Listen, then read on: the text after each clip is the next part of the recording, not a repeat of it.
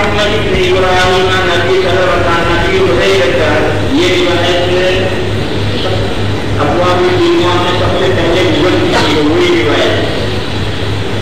ہم نبی ہریرہ قال قال رسول اللہ صلی اللہ علیہ وسلم خیر یوم طلعت فیہ الشمس یوم الجمعۃ فیہ خلق آدم وفیہ دخل الجنة وفیہ رزق منها وفیہ ساعة لا يوافقها عبد مسلم يصلي لا يوافقها، نہیں موافق ہوتا ہے اس گھڑی سے، آدمی کا وجہ گھڑی نہیں موافق ہوتا ہے اس گھڑی سے وہ مسلمان بندہ درآمدے کو نماز پڑھ رہا. فَيَسْأَلُ اللَّهَ فِيهَا شَيْئًا، بس مانگے وہ اللہ تعالیٰ سے کوئی چیز گھڑی میں، نماز پڑھ رہا ہے اللہ سے کوئی چیز مانگے.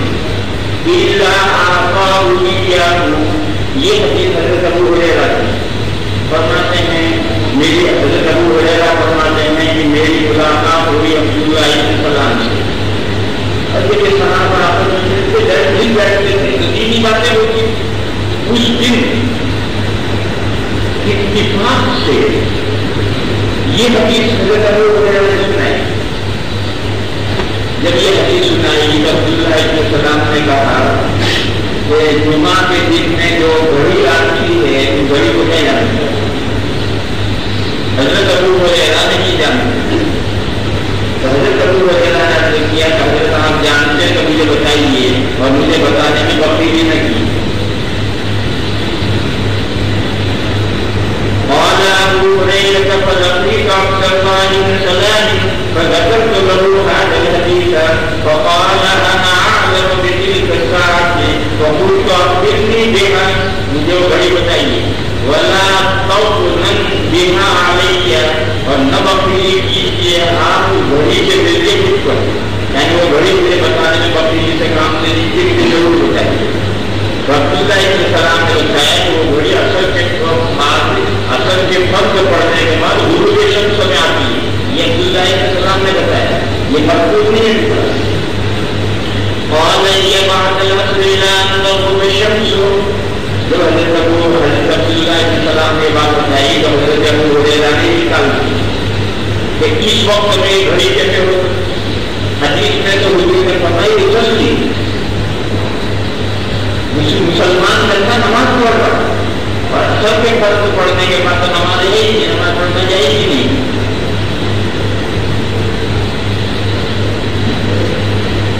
قال قلت فكيف تكون بعد العصر وقد قال رسول الله صلى الله عليه وسلم لا يوافقها عبد مسلم وهو يصلي وتلك الساعة لا يصلى فيها. حضرت عبداللہ بن سلام نے کہا مجھے خبر، اگر حقیقت نماز پڑھ رہا ہو تو اللہ سے مانگے گا کیسے؟ دو باتیں کیسے جمع کرو گے؟ اگر حقیقت نماز پڑھ رہا ہے تو اللہ سے کیسے مانگے گا؟ لا محالہ کہ اس میں مجاز یہ نہ ہو، یا تو اللہ سے مانگنا اس میں مجاز دے دو، یا نماز پڑھ رہا ہو اس میں مجاز دے دو، کسی ایک جگہ مجاز دینا ہو. اللہ سے مانگے اس میں کوئی مجاز نہیں. دوا ہونے کی نماز پڑھ رہا ہو اس میں مجاز ہے کہ حقیقت نماز پڑھ رہا ہو یہ مرادی حکمت نماز پڑھ رہا. اور حضرت عبداللہ بن سلام نے یاد دلایا حضرت ابو ہریرہ کو کہ آپ کو حضور کا دوسرا احساس نہیں، یاد نہیں کہ جو نماز کے انتظار میں بیٹھا ہو گویا نماز پڑھ رہا منتظر صلاۃ کا حکم صلاۃ ہے. حضرت ابو ہریرہ کا ہاں مجھے حضور کا یہ احساس یاد ہے. ابو حضرت عبداللہ بن سلام نے کہا ذرا آنے کی نماز پڑھ رہا ہو تو یہی حکم کہ عصر کے بعد اپنے گھر میں نہیں مسجد میں بیٹھا ہو، مغرب کے انتظار. عصر کے فرض پڑھتا گھر نہیں گیا، مسجد میں بیٹھا ہے مغرب کے انتظار. اور اس لیے عصر کے بعد ذکر پڑھ رہا ہے، دعا پڑھ رہا ہے، اور اس دعا کرتے ہوئے ٹھیک اس گھڑی میں اگر اس نے مانگ لیا تو ملے. فقال عبد الله بن سلام عليك قد قال رسول الله صلى الله عليه وسلم من جلس مجلسا ينتظر الصلاة فوق الصلاة قلت بلى. کیوں نہیں؟ یعنی حضرت ابو ہریرہ کو وہ چیز معلوم. قال فهو ذاك، فرمایا کہ حضور نے رسول اللہ جو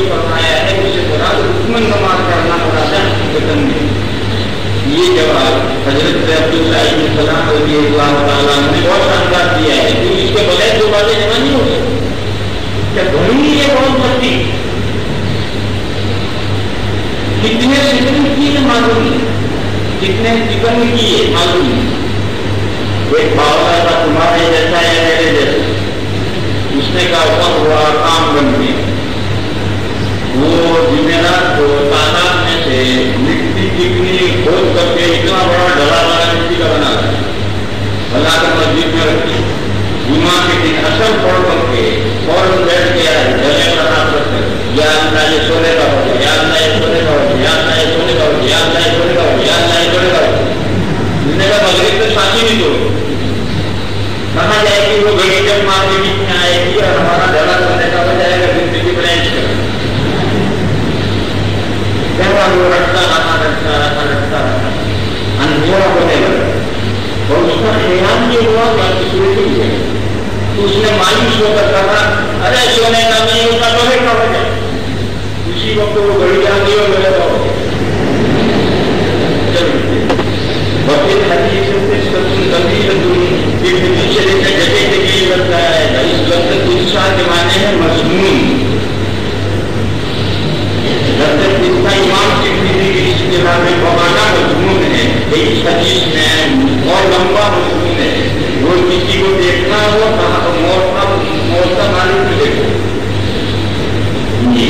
وفي الحديث ذكر فضيلة قال أبو عيسى هذا حديث حسن صحيح. قال ومعنى قوله يأتيني بها ولا تغنم بها علي يقول لا تدخل بها علي. اسی مادے سے ایک لفظ ہے جو قرآن میں آیا ہے غلیم کے معنی بکری. اور اگر آپ یہ مخرج بدلتے اور غلیم کے بجائے غلیم کا ہے، غلیم کے معنی مستحق ہے، ایک دوسرا لفظ الگ. والغني والبخيل والغني المتهم.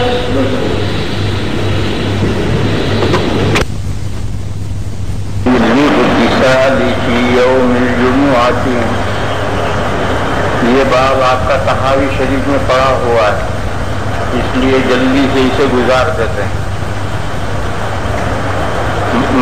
اختلاف آپ کو معلوم ہے کہ چاروں ائمہ یہ کہتے ہیں کہ جمعہ کے دن غسل سنت. امام مالک علیہ الرحمہ کی ایک روایت اور امام احمد علیہ الرحمہ کی ایک روایت اور اصحاب ظواہر کا مذہب یہ ہے کہ جمعہ کے دن غسل واجب.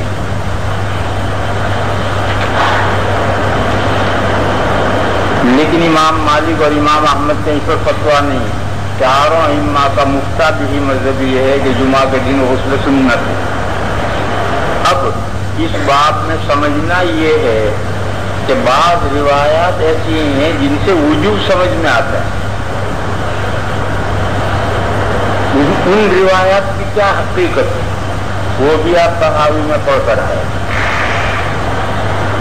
دوسرا مسئلہ بھی وہاں ذکر کیا تھا کہ جمعہ کے دن جو غسل سنت ہے وہ نماز کے لیے ہے یا یوم کے لیے. امام محمد فرماتے ہیں یوم کے لیے، نماز کے لیے نہیں. اور امام ابو یوسف فرماتے ہیں نہیں، نماز کے لیے. ثمرہ اختلاف ظاہر ہوگا ان لوگوں میں جن پر جمعہ نہیں، جیسے دیہات کے لوگ، عورتیں جن پر جمعہ نہیں ہے، ان کے لیے جمعہ کے دن غسل سنت ہے یا نہیں. یہاں ثمرہ اختلاف ظاہر ہوگا. ثمرہ اختلاف یہاں ظاہر نہیں ہوگا کہ ایک آدمی نے بغیر غسل کے جمعہ پڑھ لیا اور پھر اس کے بعد غسل کرے تو یہ بیکار ہے. اس پر امام محمد اور امام ابو یوسف دونوں متفق ہیں کہ جمعہ کے بعد غسل بیکار ہے. لہذا ثمرہ اختلاف یہاں ظاہر نہیں ہوگا.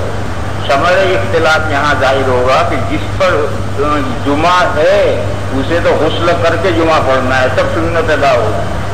لیکن جن لوگوں پر جمعہ نہیں ہے، جیسے دیہات کے لوگ، عورتیں، ان کے لیے جمعہ کے دن غسل سنت ہے یا نہیں. امام محمد کہتے ہیں یوم کے لیے یہ سنت ہے، لہذا ان کے لیے بھی سنت ہے. اور امام ابو یوسف کہتے ہیں صلاۃ کے لیے سنت ہے، لہذا ان کے لیے سنت نہیں ہوگا. مسلمانوں میں جو عام خیال ہے وہ امام محمد علیہ الرحمہ کی بات لوگوں کے ذہنوں میں ہے کہ جمعہ کے دن ہر شخص کو چاہے جمعہ اس پر ہو چاہے نہ ہو اسے غسل کرنا چاہیے. مسلمانوں میں یہی عام خیال ہے. وبه قال حدثنا احمد بن منيع قال حدثنا سفيان بن عيينة عن الزهري سے اس کی دو سندیں ہیں اور دونوں صحیح. عن الزهري عن سالم بن أبيه أنه سمع النبي صلى الله عليه وسلم يقول من أتى الجمعة فليغتسل. وفي الباب عن أبي سعيد وعمر وجابر والبراء وعائشة وأبي الدرداء قال ابو عيسى حديث ابن عمر حديث حسن صحيح. دوسری سند وروي عن الزهري عن عبد الله بن عمر عن أبيه یعنی حضرت ابن عمر. اوپر جو سند میں سالم آئے تھے وہ بھی ابن عمر کے بیٹے ہیں اور یہ جو عبداللہ ہیں یہ بھی حضرت ابن عمر کے بیٹے ہیں. عن النبي صلى الله عليه وسلم هذا الحديث أيضا. حدثنا بذلك قتيبة قال حدثنا الليث بن سعد عن ابن شهاب عن عبد الله بن عمر عن النبي صلى الله عليه وسلم مثله. فرماتے ہیں دونوں سند صحیح. قال محمد امام بخاری فرماتے ہیں قال محمد وحديث الزهري عن سالم عن أبيه وحديث عبد الله عن أبيه كلا الحديثين صحيح. اس حدیث کی ایک سند یوں بھی آئی ہے کہ ابن عمر سے نقل کرتے ہیں. عبداللہ ابن عمر لڑکے نہیں, عبداللہ ابن عمر کے لڑکے بھی عبداللہ ہیں. یوں آیا ہے کہ ابن عمر کے خاندان کا ایک آدمی آل عبداللہ ابن عمر یعنی حضرت ابن عمر کے خاندان کا ایک آدمی. اس میں خاندان سے بھی مراد وہی عبداللہ ہے. تو جس سند میں آل عبداللہ ابن عمر آیا وہ کوئی نئی سند نہیں, وہ اوپر جو گزری وہی سند ہے. وقال بعض أصحاب الزهري عن الزهري قال حدثني آل عبداللہ ابن عمر عن ابن عمر. یہ وہ دوسرا واقعہ ہے جو تحاوی میں آپ پڑھ چکے ہیں کہ حضرت عمر تقریر کر رہے تھے اور حضرت عثمان آئے. بینما عمر بن الخطاب يخطب يوم الجمعة دخل رجل من اصحاب النبي صلى الله عليه وسلم فقال أية ساعة هذه فقال ما هو إلا ما نافیہ ہے نہیں ہے وہ مگر. فقال ما هو إلا أن سمعت النداء وما زدت على أن توضأت. قال والوضوء أيضا والوضوء منصوب اور مرفوع دونوں پڑھ سکتے ہیں. معن جو لکھا ہے معن کا مطلب دو اعراب پڑھ سکتے ہیں. والوضوء أيضا وقد علمت أن رسول الله صلى الله عليه وسلم أمر بالغسل. یہ جو روایت ہے حضرت عمر کی تقریر کی, ایک تو اوپر روایت گزری من اتى الجمعة فليغتسل, اس کی دو سند ہے. ایک تو سالم یہ بھی ابن عمر کا خاندان بیٹے ہیں اور ایک عبداللہ یہ بھی ابن عمر کے بیٹے ہیں. اور یہ جو آل عبداللہ ابن عمر ہے اس سے جو نئی حدیث آ گئی یہ کون ہے, یہ آل عبداللہ کون ہے؟ فرماتے ہیں کہ یہ اللہ جانے کون ہے, اس لیے کہ یہ واقعہ تقریر کا سالم سے بھی مروی اور آل عبداللہ سے بھی مروی ہے. تو خیال یہ ہے کہ یہ دونوں حدیثیں یہ دونوں صاحب زیادہ روایت کرتے ہیں. سالم بھی یہ تقریر والا واقعہ بھی ذکر کرتے ہیں اور وہ حدیث بھی ذکر کرتے ہیں. ایسے ہی حضرت ابن عمر کے لڑکے جو عبداللہ ہیں وہ بھی دونوں حدیث روایت کرتے ہیں, وہ بھی اور یہ بھی.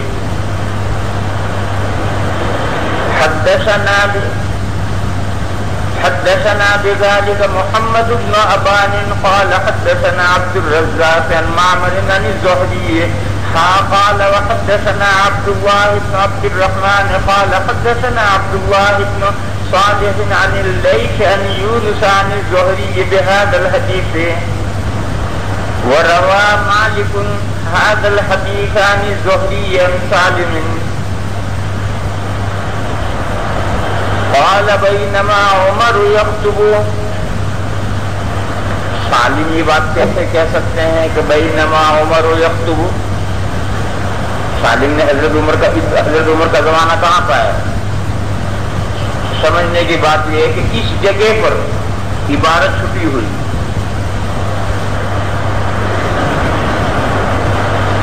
کتب خانے میں نسخہ ہے احمد محمد شاکر رحمت اللہ علیہ کا ترمذی کا نسخہ. انہوں نے وہ عبارت جو یہاں رہ گئی ہے وہ عبارت انہوں نے بڑھائی ہے. ایک سطر عبارت اس میں رہ گئی.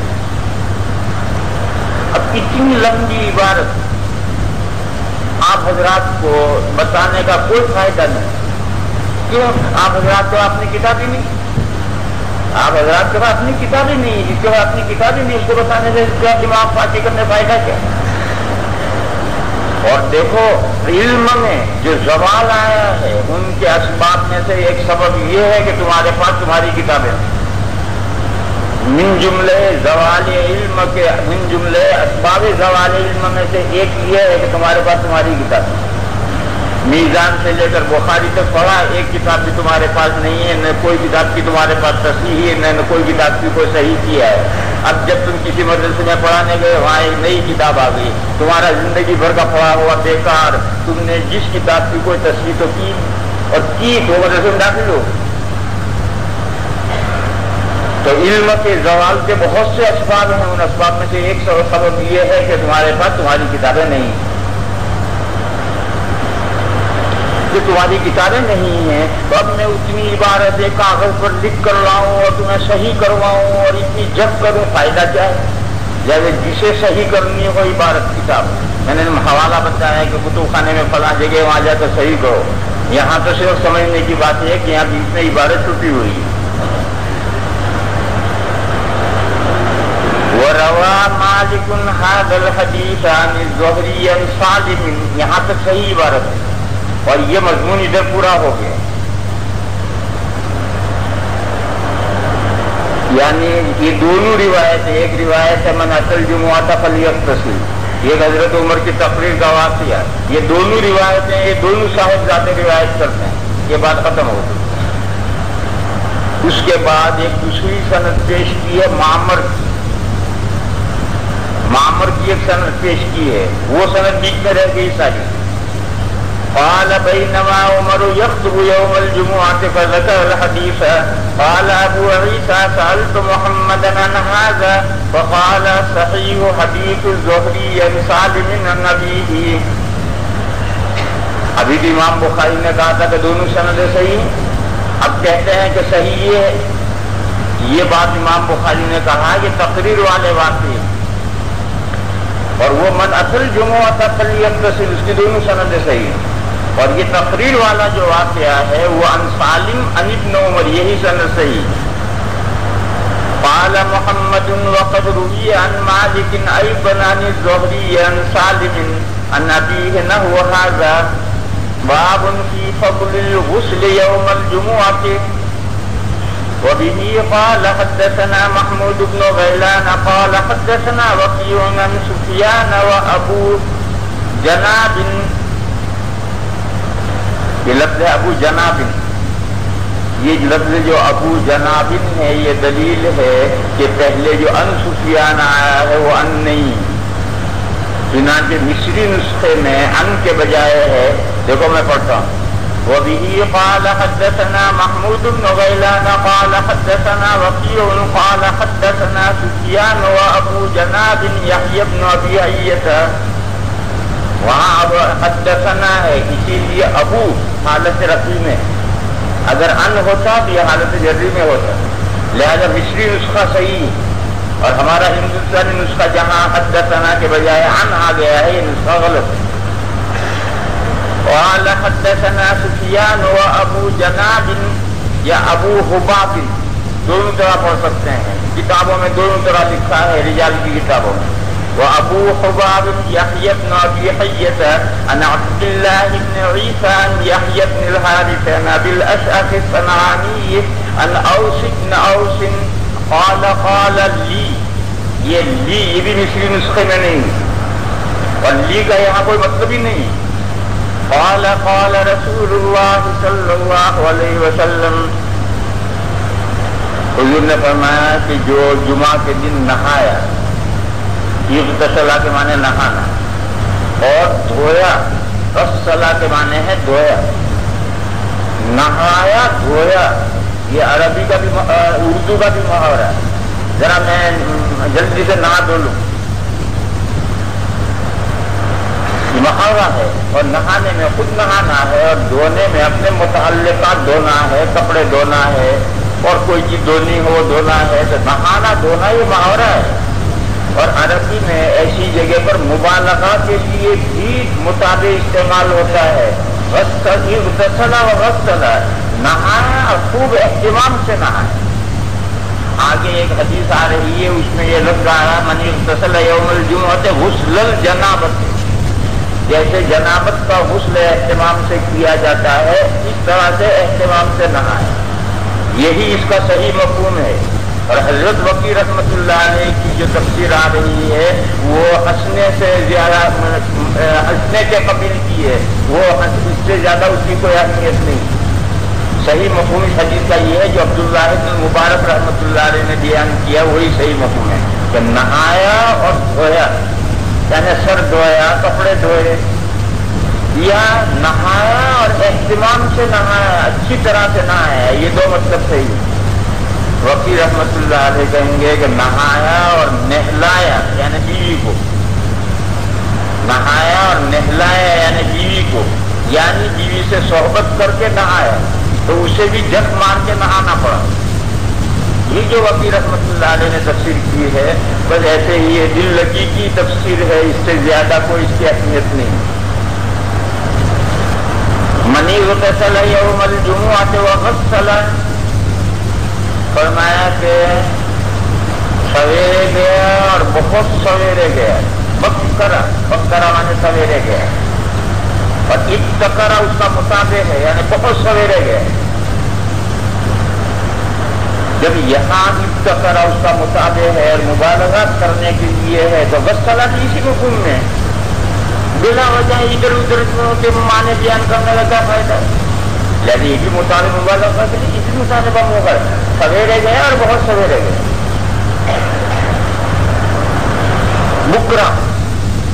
بکرا کہتے ہیں صبح صادق کے بعد جو وقت شروع ہوتا ہے وہ بکرا. کب تک رہتا ہے بکرا اللہ جانے کب تک رہتا ہے. بہرحال دن کا جو شروع حصہ ہے وہ بکرا. مشہور حدیث شریف ہے، حضور نے دعا فرمائی ہے اللہم بارک لامتی فی بکورہا، میری امت کے جو سویرے کے کام میں ان میں برکت عطا فرما. تو سویرے کی کمانا صبح صادق سے پہلے بکرا نہیں، صبح صادق کے بعد بکرا شروع ہوگا. کب تک رہے گا معلوم نہیں کب تک رہے گا. ہو سکتا ہے کہ سورج نکلنے کے 1 گھنٹے بعد رہے، 2 گھنٹے کے بعد رہے، 3 گھنٹے تک رہے. سویرے اردو میں بھی سویرے بولے ہیں تو سویرے کا مفہوم سبھی سمجھتے ہیں کہ سورج نے صبح صادق سے پہلے جو رات کا وقت اسے کوئی سویرے نہیں کہتا. صبح ہونے کے بعد بھی سویرے کہنا چاہیے. اور سویرے کب تک رہتا ہے اللہ جانے کب تک رہتا ہے، محاورہ ہے، تم بھی جانتے ہو، سوچو کب تک رہتا ہے. بہرحال سویرے ایک لمبا وقت ہے، ایسے بکرا ایک لمبا وقت ہے، لہٰذا اس میں تشکیق ہوگی. سویرے گیا اور بہت سویرے گیا. یہ بہت سویرے گیا اس کو سمجھانے کے لیے میں یہ عرض کر رہا ہوں. یہ مسئلہ ابھی آگے آ رہا ہے کہ جمعہ کے دن جو مختلف گھڑیوں کا طواف کیا جائے گا کہ جو پہلی گھڑی میں گیا اس نے ایسے جیسے اونٹ قربان کی، دوسری گھڑی میں گیا تو ایسے جیسے اس نے گائے قربان کی. یہ گھڑیاں کب سے شروع ہوگی؟ امام مالک علیہ الرحمہ اکیلے یہ کہتے ہیں کہ وہ گھڑیاں زوال کے پاس سے، لیکن امام مالک علیہ الرحمہ کے علاوہ ساری امت کہتی ہے کہ وہ گھڑیاں جمعہ کے دن صبح صادق سے شروع ہوئی.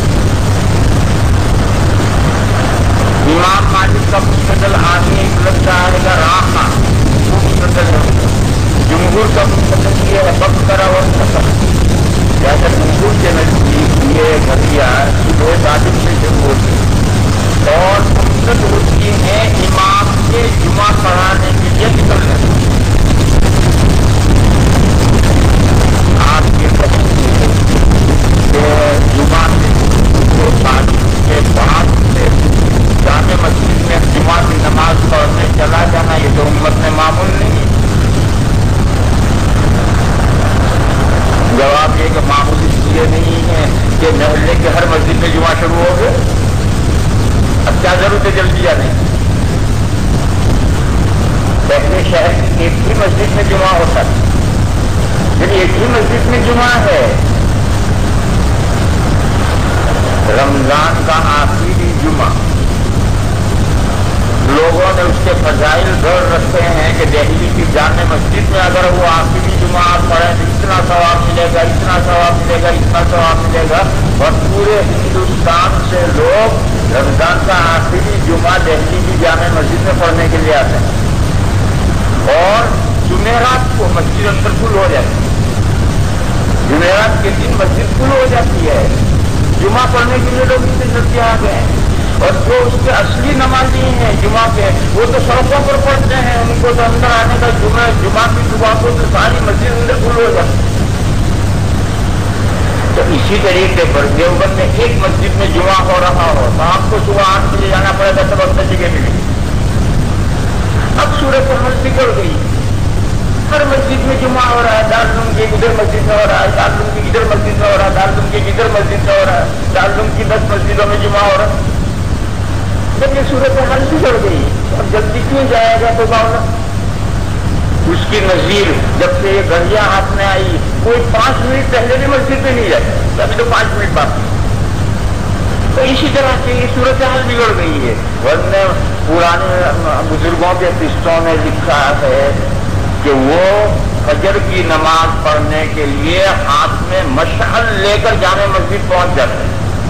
فجر کی نماز جامع مسجد میں فجر کی نماز پڑھتے تھے اور فجر کی نماز وہاں پڑھنے کے لیے صبح صادق سے پہلے ہاتھ میں مشعل لے کر وہاں پہنچ جاتے تھے اور فجر پڑھ کر پھر آتے نہیں تھے.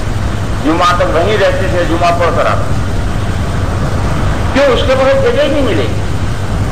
تو اس لیے آپ کے ذہنوں میں یہ اشکال کہ بھائی اتنا سویرے جانا یہ تو امت میں معمول نہیں ہے، امت کی صورت حال بگڑ گئی اس لیے معمول نہیں. بہرحال جمہور یہ کہتے ہیں کہ یہ گھڑیاں جمعہ کے دن صبح صادق سے شروع ہوتی ہیں اور وقت کرا وقت کرا ان کا مستقل. وہ وقت کرا وقت کرا